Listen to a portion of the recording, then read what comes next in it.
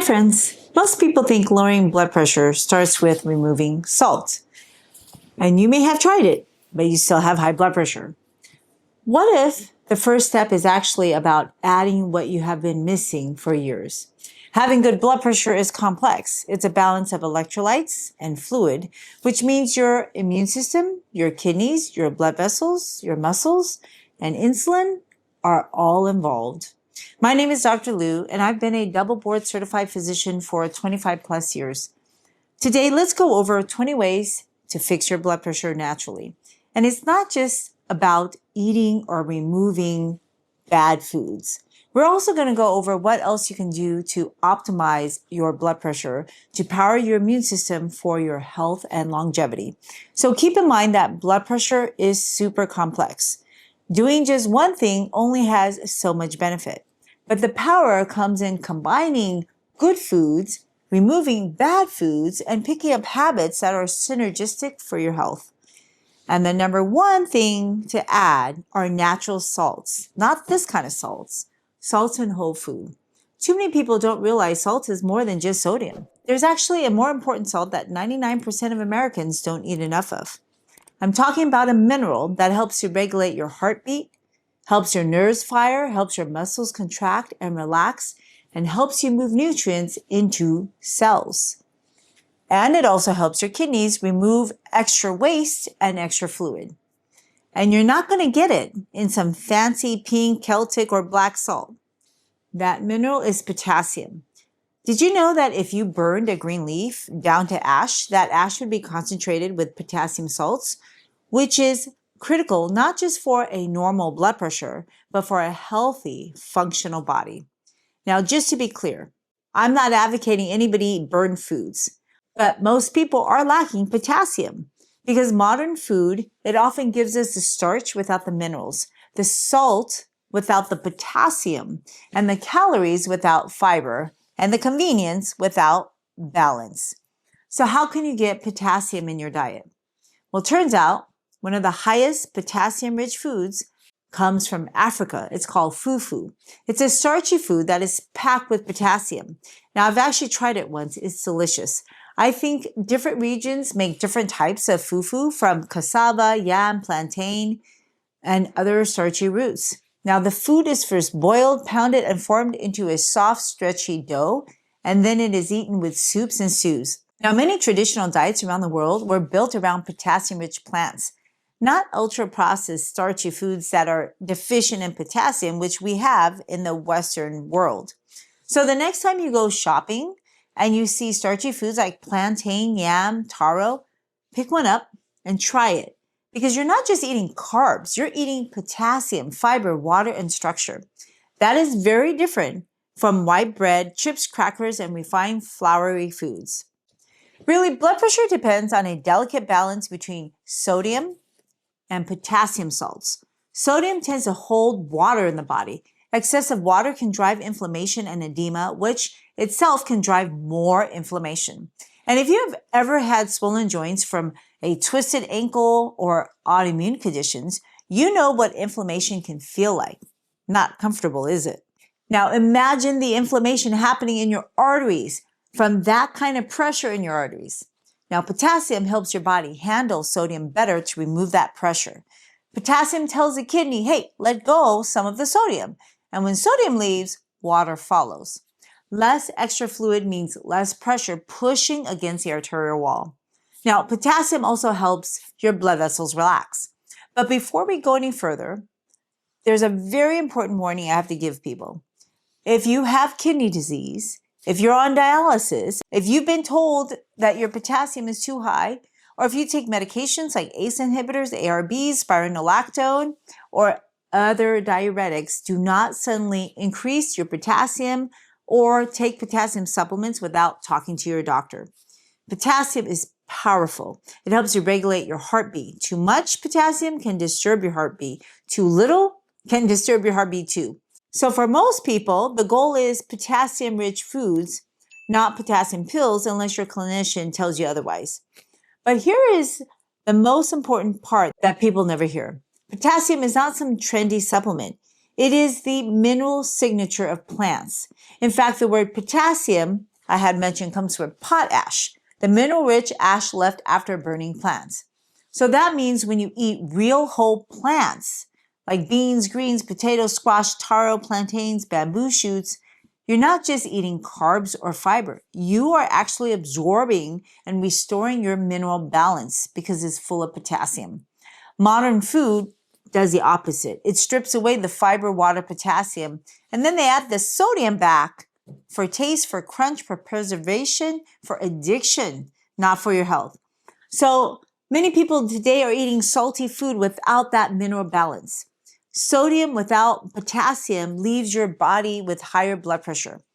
Calories without the fiber is not real food. That's why lowering blood pressure is not only about taking something away. Sometimes the first step is about adding back what your body has been missing for years. Your blood pressure is not just a number. It is your kidneys, arteries, muscles, nerve, insulin, and immune system all trying to manage pressure, fluid, and inflammation to support your health. So the real question is not just, am I eating too much salt? A better question is, am I eating enough mineral-rich food to help my body handle salt? Now, number 2 is add lima beans, which are one of the most underrated blood pressure foods ever because they give you potassium, fiber, protein, and slow digestion carbohydrates all in one package.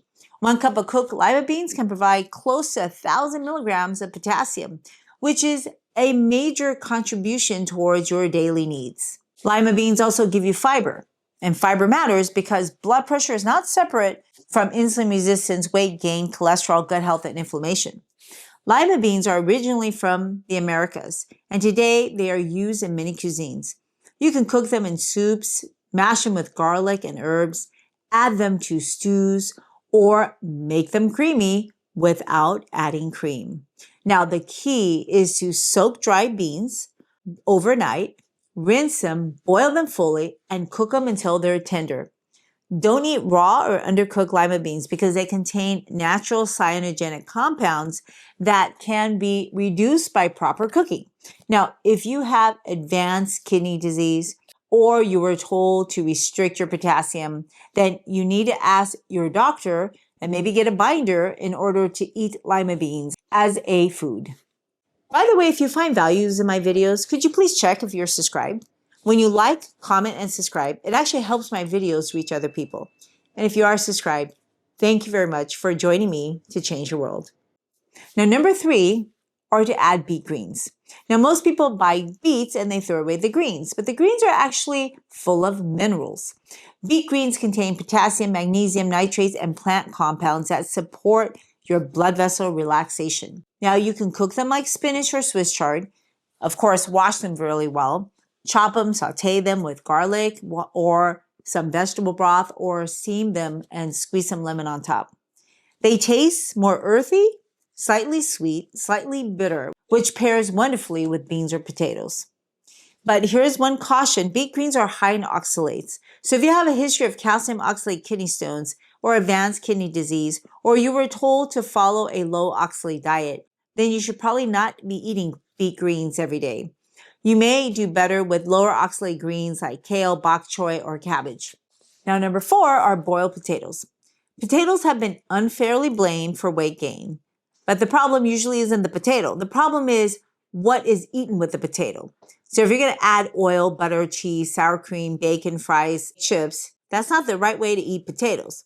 However, a plain boiled potato will give you potassium, water, fiber, and early satiety from your food. That means it can help you feel fuller on fewer calories, which connects directly to blood pressure because weight loss is one of the most powerful lifestyle tools for lowering blood pressure. And another important hack is to boil your potatoes and let them cool overnight in the fridge. Then you've increased your resistant starch, which lowers your blood sugars and improves how your body handles starches and sugars, therefore lowers your insulin demand.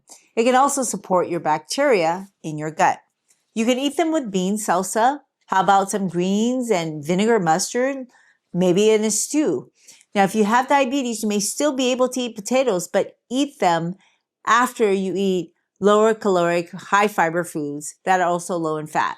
If you have kidney disease, ask your doctor because the potatoes are high in potassium, although soaking and boiling them can definitely reduce some of that potassium. Now, number 5 is baked or roasted acorn squash. There's 896 milligrams of potassium in 1 cooked cup. Now, acorn squash, they taste sweet and soft. They're full of fiber and carotenoids. That's why they're so bright orange. But despite their sweet taste, they have a low glycemic index and a great carbohydrate to eat for anyone worried about spiking their blood sugars or weight control. It was originally from the Americas and is one of those naturally comforting foods that can be eaten without any butter or sugar. Cut it in half, scoop out the seeds. You can roast them as is or steam them, and you can season them with cinnamon or garlic or smoked paprika or, add some balsamic vinegar. Now, if you're trying to lose weight, acorn squash can replace higher caloric refined starches because it gives you bulk, water, flavor, texture, and sweetness. And yet they have fewer calories than many of those processed starches. Again, if you have a potassium restriction, check with your clinician before you eat these foods. If you point your camera app to this QR code, it'll take you to a link for a free handout that I created just for you. And if you like it, if you want to see other handouts, please go to the link in my show notes and then you can leave me your feedback on what I could do to help you in your journey. Okay, back to the video now. Now, number 6 are bamboo shoots. Yeah, just like panda bears, but humans can eat bamboos too when they're properly prepared. Now, I think the best bamboos I've ever eaten my whole life was when I went to China in 2019. I visited the National Panda Reserve and the little tiny pandas there were amazing. They're so tiny, they're in incubators. And by the way, did you know they're born without a tail and they can't walk for several months? And can you believe they go from this thing that can't really walk to this thing that eats like 100 pounds of bamboo every day? Now, I can understand why they like the taste of it. It has a crunch and it has a sweetness. It's always been one of my favorite vegetables to eat. And if you've never tried it, then you should go get some. They're actually mild in flavor and they're slightly sweet. And you can add any sauce to it. It absorbs flavor beautifully. You can add it to stir fries, soups, curries, or even fried rice. Fresh bamboo shoots, they do need proper boiling because the raw shoots can contain natural compounds that really need to be cooked out. Now, canned bamboo shoots are convenient, but I would rinse them because some canned foods contain too much sodium. Now, they are perfect for weight and insulin control because they are low in calories, high in fiber, and high in potassium. You would never guess that looking at panda bears. You can add them to vegetables for soup, mushrooms, tofu, bok choy, and garlic. The texture gives you that satisfying crunch, and there's just a subtle fragrance that they can add to your soup. Now, number 7 is to add some water chestnuts. Water chestnuts are not actually nuts, so many people with tree nut allergies can eat them fine. But always check your own allergy history. They are aquatic vegetables used commonly in Chinese and Southeast Asian cooking. And the texture is crispy, it's juicy, it's like a really, really crunchy apple or crunchy Asian pear. And it retains its crunch even after you cook it. Literally, water chestnuts are picked out of the waters. They taste mildly sweet and they add a cleanness to whatever food you're eating. So you can add them to stir fries, to noodles, to soups, to salads. You can add them as toppings. I mean, they're just an amazing food. In America, you usually have to buy them canned. Just rinse them so you get rid of the salt and whatever microplastics.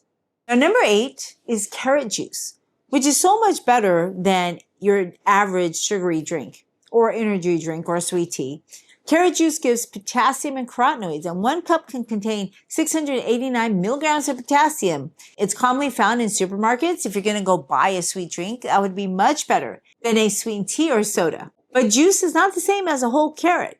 And when you juice, you remove much of that fiber and make it easier to drink a lot quickly. So I would use carrot juice sparingly, just as a small serving, not a giant bottle. Now, if you have diabetes, maybe you can make a carrot smoothie instead of juice. Or even better, maybe eat whole carrots with hummus or carrots blended into a soup where the fiber remains. And I know some of you want a low-calorie drink.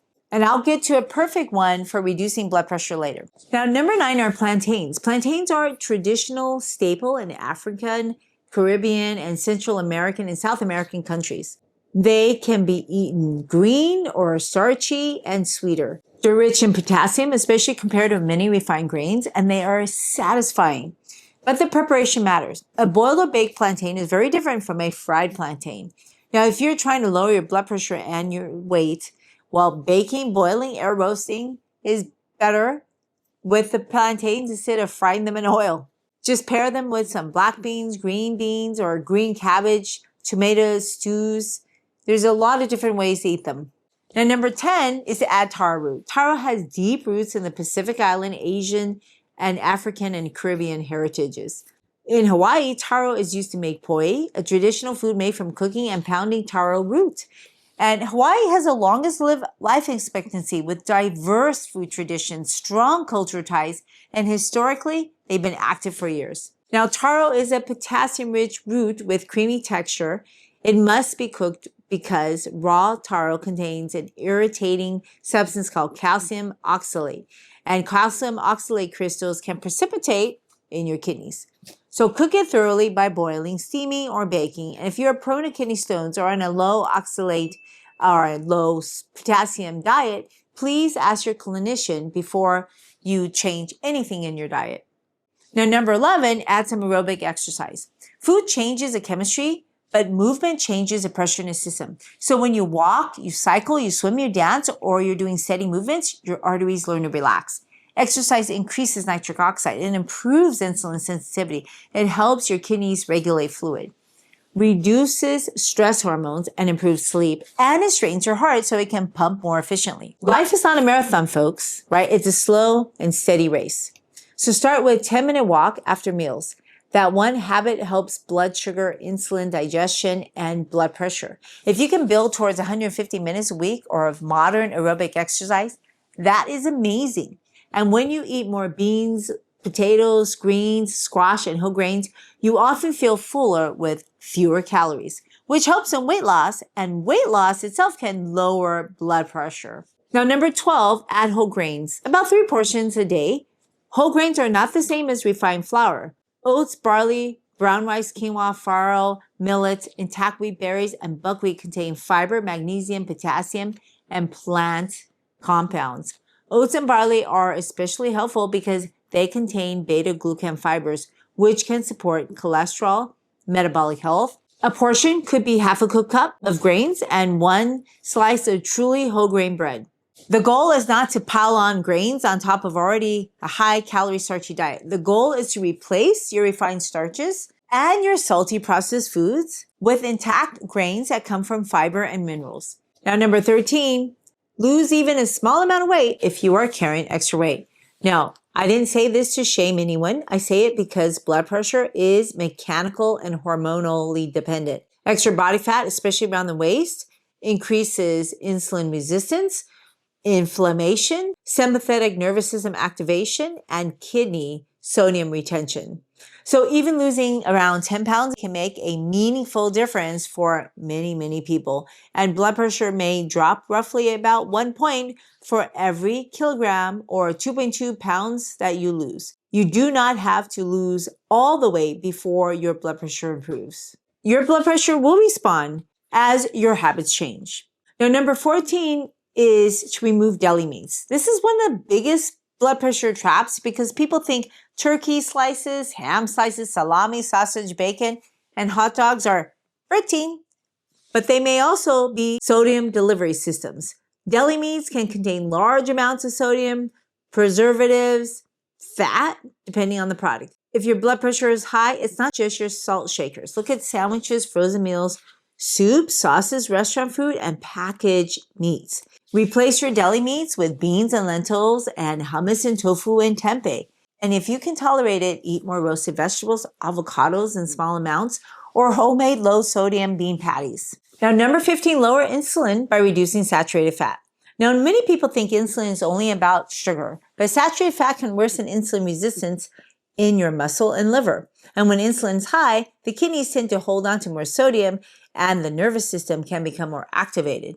That can push your blood pressure up. So if you want to lower your insulin, do not just remove sugar. Reduce butter, cheese, cream, and meats, oil, palm oil, coconut oil, processed high-fat foods. Replace them with beans, lentils, vegetables, intact whole grains, nuts, and seeds, which are all great sources of protein. Now, number 16, reduce refined sugar. Sugar-sweetened drinks, desserts, candies, sweet coffees, and sweetened cereals. They can raise your calories quickly without getting you full. And over time, that can drive weight gain, fatty liver, insulin resistance, and higher blood pressure. Now, the easiest first target is liquid sugar because it goes down the fastest and does not create the same fullness as whole food. So replacing soda or sweet tea with water, even if you try sparkling water or unsweetened hibiscus tea, because for a limited amount of fresh juice like carrot juice, you can dilute that with water or hibiscus tea. Now, number 17 is eliminate refined starches, not whole food starches. This is where people get extremely confused. I'm not telling you to fear boiled potatoes, taro, beans, squash, oats, or whole grains. But refined starches like white bread, crackers, chips, pastries, your cereals, noodles, and cookies, they are flour-based snacks. And the real problem is that they are made out of heavily refined starch that are stripped of any fiber and minerals. And then it's mixed with salt, sugar, and fat. And that combination leads to overeating and higher blood pressure numbers. Whereas when you buy whole packages from nature, they come packaged with potassium, fiber, water, and food structure to protect your blood vessels from seeing those surges. Now, number 18, add some hibiscus tea. Instead of the sugar, eat it with your carrot drink. It has a deep red tart flavor and kind of like a cranberry. It can be served hot or cold. And some studies show that hibiscus may moderately lower blood pressure. Don't turn it into a sugar bomb. It really can't easily be done to that because it's so sour. The other day, I went to a high school graduation party where they were serving hibiscus tea. So I filled up an entire cup of it, tasted it, and realized it was full of sugar. I couldn't get myself to drink the rest of it. There are so many ways you can use hibiscus tea. You can add lemon, cinnamon, ginger, and mint and drink that unsweetened, or you can have it blended. If you're pregnant or on blood pressure medications or diuretics or have liver disease, ask your doctor first before you make any medical changes. Now, number 19 is the power of sprinkled flaxseed. Flaxseed gives fiber, lignans, plant omega-3 fats, magnesium, and potassium. The key is ground flax seeds, not whole flax seeds. Whole flax seeds may pass right through you or even plug you up. Add 1 to 2 tablespoons a day to your oatmeal. You can make it into like carrot cake. Flax can help you to increase your fullness, your bowel movements, your cholesterol, or metabolic health. And all that connects to blood pressure. Start slowly and drink water because suddenly adding too much fiber can cause bloating. And so that's why number 20, add magnesium-rich food so that you can have a bowel movement. And many people would actually benefit from taking a magnesium supplement. That's because your arteries, they need to relax too. And there's a muscle that either keeps them tense or relaxed. Magnesium is involved in over 300 biochemical reactions to support your nerves, your metabolism, and your energy production. And pretty much it's like half America not eating enough magnesium-rich foods. If you want magnesium, go for seeds, pumpkin seeds, chia seeds, flax seeds, beans, lentils, tofu, spinach, Swiss chard, whole grains, almonds, choose. However, if you take magnesium supplements, be careful if you have any kidney disease or diarrhea or very low blood pressure. So be careful which ones you take because if you take the wrong kind, you can actually have a lot of runny stools. If you want to learn more about magnesium, then watch the next video.